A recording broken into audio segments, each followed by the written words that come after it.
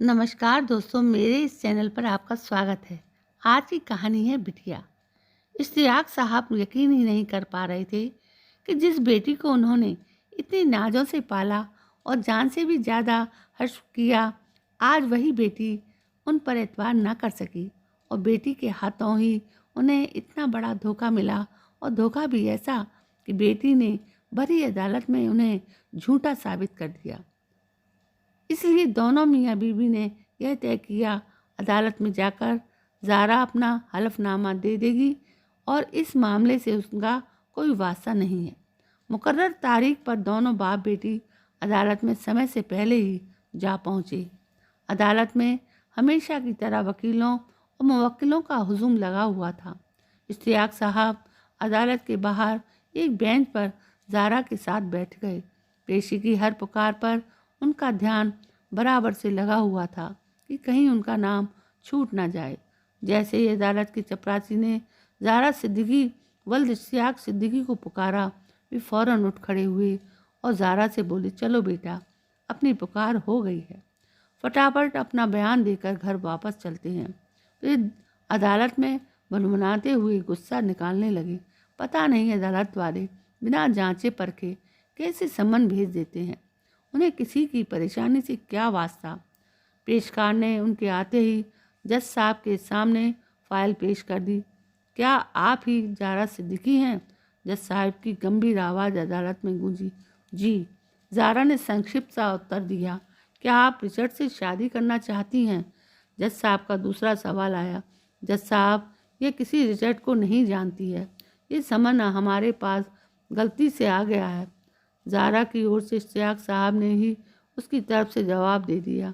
इसका जवाब ज़ारा सिद्दीकी को ही देना पड़ेगा।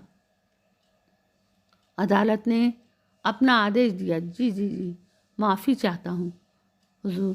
फिर सहज भाव से ज़ारा की ओर देखकर बोले, चलो बेटा, बता दो कि तुम किसी रिचर्ड को नहीं जानती और इस मामले से तुम्हारा कोई वास्ता नहीं।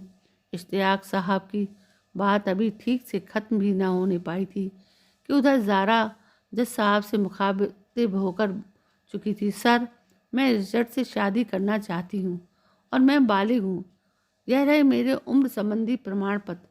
बेटी के इस चौंकाने वाले बयान से इश्तियाक साहब बिल्कुल सन्नाटे में आ गए। तुम यह क्या बोल रही हो बेटी? तुमने तो घर पर खुद बताया था कि तुम्हारा इस मामले से कोई वास्ता नहीं। फिर यह सब? तब तक डायस के सामने जज और उसकी ओर से कई वकील सामने आ गए और इश्तियाक साहब से ज़ोर ज़ोर से बहस करने लगे। आप लड़की को धमका नहीं सकते। जिस बेटी का भरोसा कर वो अदालत में आए थे, वही आज अपने स्वार्थ के कारण उनसे मुंह मोड़ बेगानी हो चुकी थी। अब उनके पास चारा ही क्या बचा था। अपनी ही बेटी के हाथों ठगे हुए इश्तियाक साहब ने बोझिल कदम से वहाँ से निकलने के लिए चल पड़े। इतना सब होने के बावजूद उनके मन में ज़ारा के लिए बद्दुआओं का ज़रा सा भी ख्याल नहीं आया। लेकिन उन्हें बस इस बात का अफसोस हो रहा था कि जिस बेटी को उन्होंने अपनी जान से ज़्यादा प्यार किया, उसने उन पर ज़रा सा भी एतबार करना गवारा नहीं समझा। काश एक बार तो उसने कहा होता कि पापा, मुझे रिचर्ड पसंद है और मैं उससे शादी करना चाहती हूँ। और यदि मुझसे कोई झिझक थी तो अपनी अम्मी से ही अपने मन की बात कह देती। हो सकता है कि हम थोड़ा बहुत झल्लाते, पर क्या उसकी खुशियों को रोन डालने की हम कभी सपने में भी सोच सकते थे? कभी नहीं। पर इस तरह धोखा देना, उन्हें अभी भी इस हादसे पर यकीन नहीं हो रहा था। उनके पैर आगे की ओर बढ़ते फिर रुक जाते। अदालत का दरवाज़ा अब बिल्कुल करीब आ चुका था। उन्होंने सारे गिले शिकवे को परे रखा और वहाँ से निकलने के लिए पहले अंतिम बार पीछे मुड़कर अपनी इकलौती बेटी की ओर देखा, जिसे उन्होंने बहुत नाज़ों से पाला था। लेकिन बाप की सरेआम हो चुकी इतनी बेइज्जती से बेपरवाह वो इस वक्त भी अपने प्रेमी रिचर्ड के साथ बातचीत में बेखुदी की हद तक डूबी हुई थी। उसे इतना भी होश नहीं था कि उसके कारण उन्हें आज इस कदर रुसवा होना पड़ा।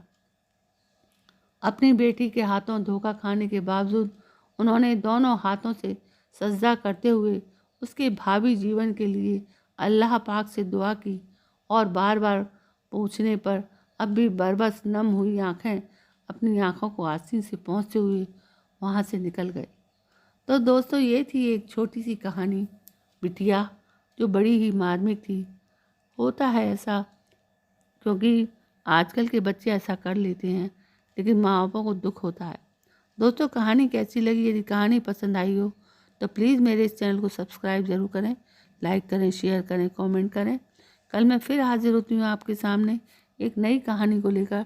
तब तक के लिए जय हिंद, वंदे मातरम।